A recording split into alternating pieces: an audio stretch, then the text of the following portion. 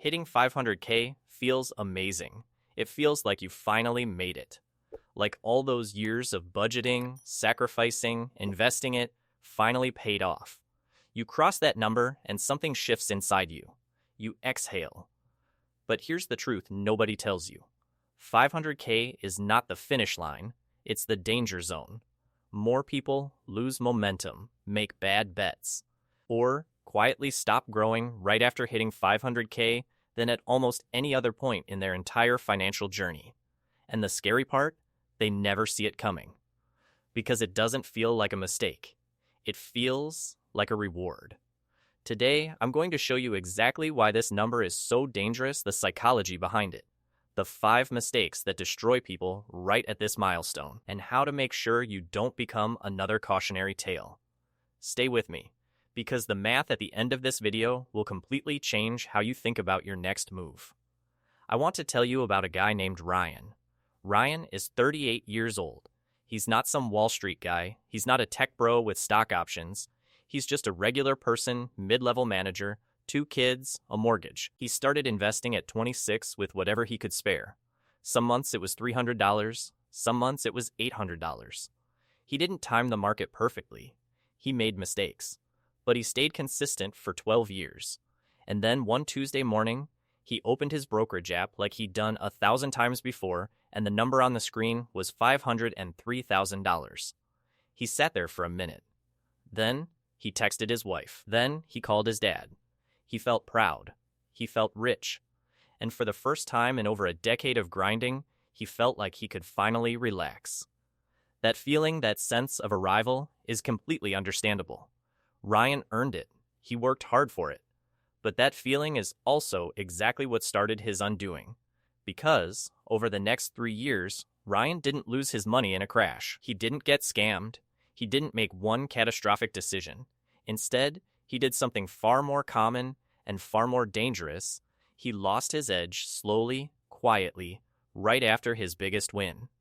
By the time he realized what happened, he'd watched the gap between where he was and where he could have been grow to over $1 million.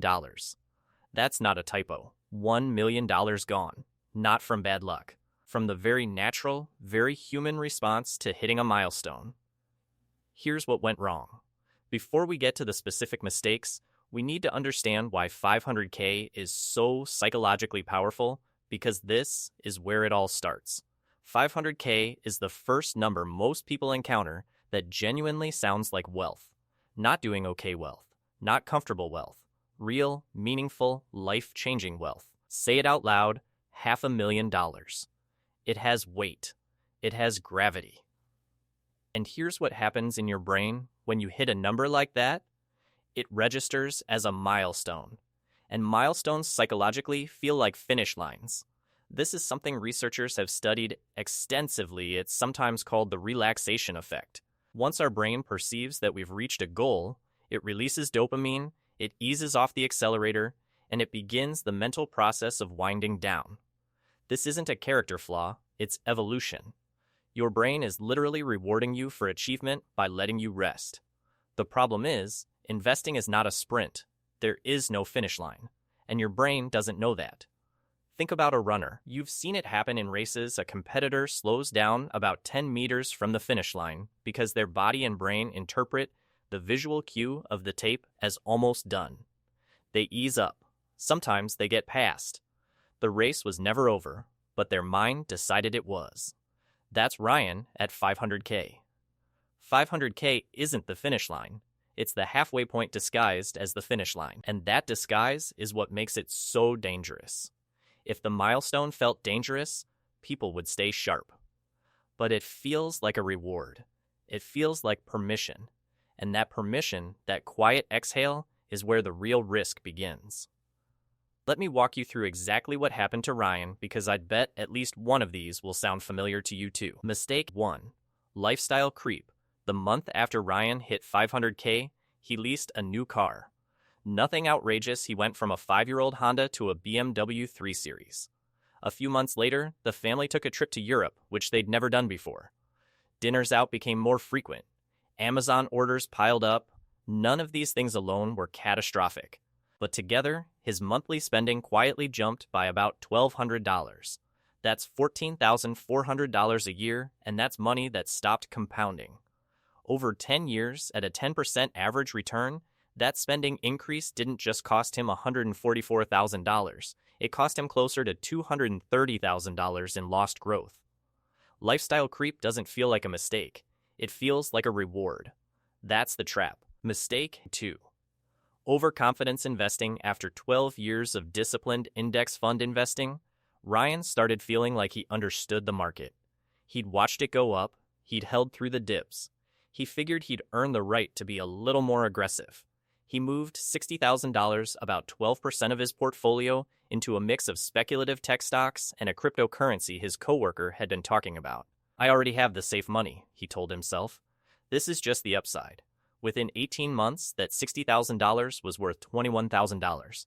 Overconfidence is one of the most documented cognitive biases in behavioral finance, and it spikes hardest right after a success. The very track record that built Ryan's 500K made him feel like he had the Midas touch just in time to make his worst ever investment decision. Mistake 3. Checking out mentally. For 12 years, Ryan tracked his budget. He reviewed his portfolio monthly. He read about index funds, expense ratios, and rebalancing. He was engaged. After 500K, he wasn't. He stopped checking his budget. He reviewed his portfolio maybe once a quarter, sometimes less. I've already done the hard part, he told himself. The problem with checking out is that it's invisible. Nothing dramatic happens. You just stop seeing the small leaks. The subscriptions that pile up. The asset allocation that quietly drifts. The contributions that stagnate. Attention is one of the most underrated financial tools you have. And Ryan put it down right when he needed it most. Mistake 4.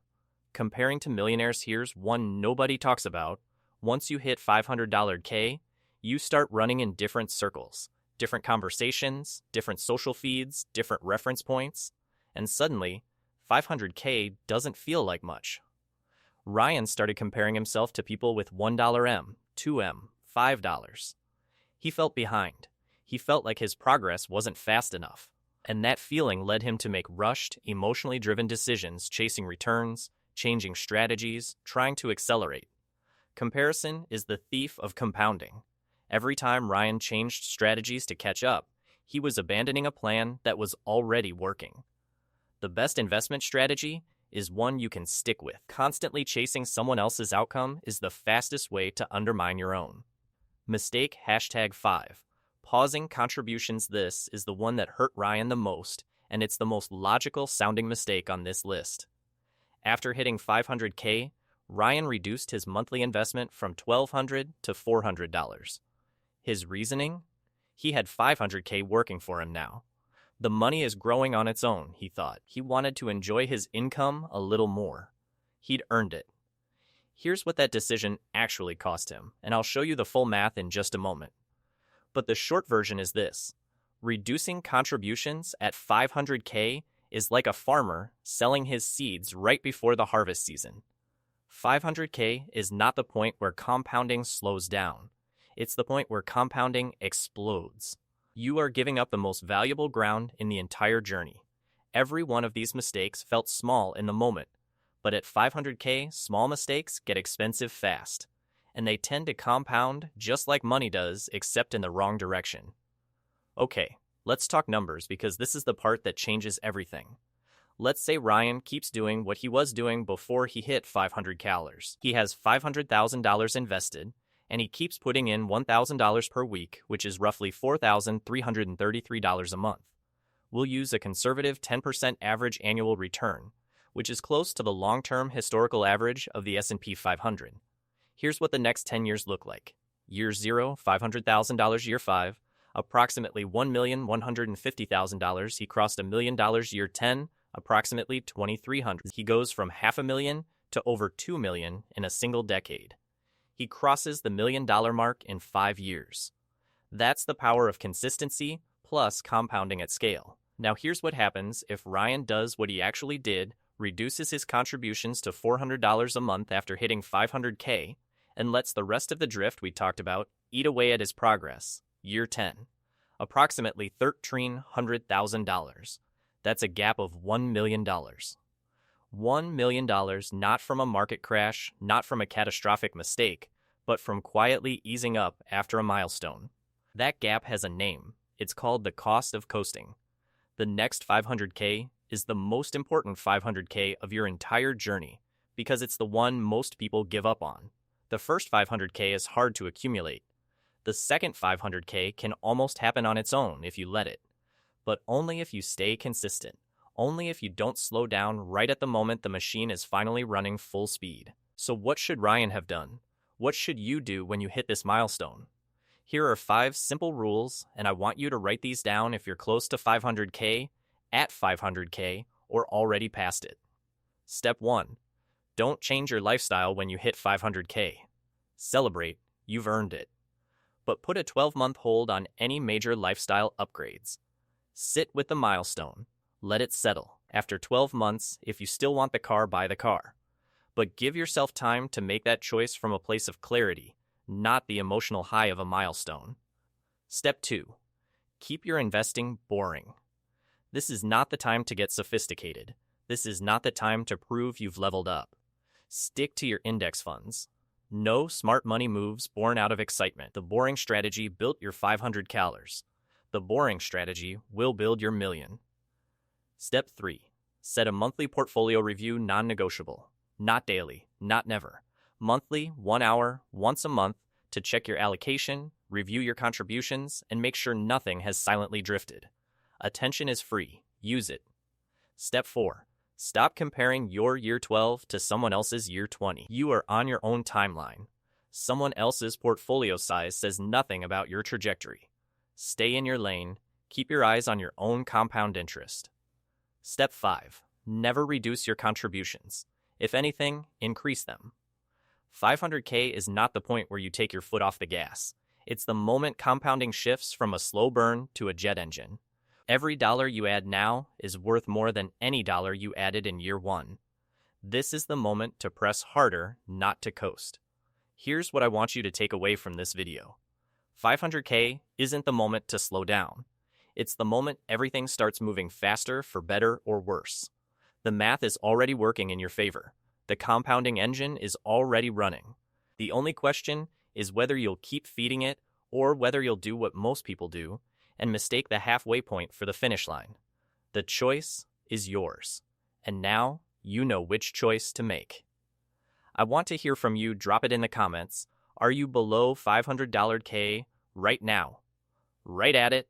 Or already past it? And honestly, did you slow down? Did you feel that exhale? Because I think more people will answer yes than want to admit it. If this video gave you a wake-up call, hit subscribe. Every week on Jack Invests, we give you the truth about building real wealth, no hype, no get rich quick, just the facts that actually matter. And next week, I'm going to show you what happens at $1 million. Because if you think 500K is a dangerous milestone, wait until you hear what happens when people hit 7 figures. That video might be even more important than this one. I'll see you then.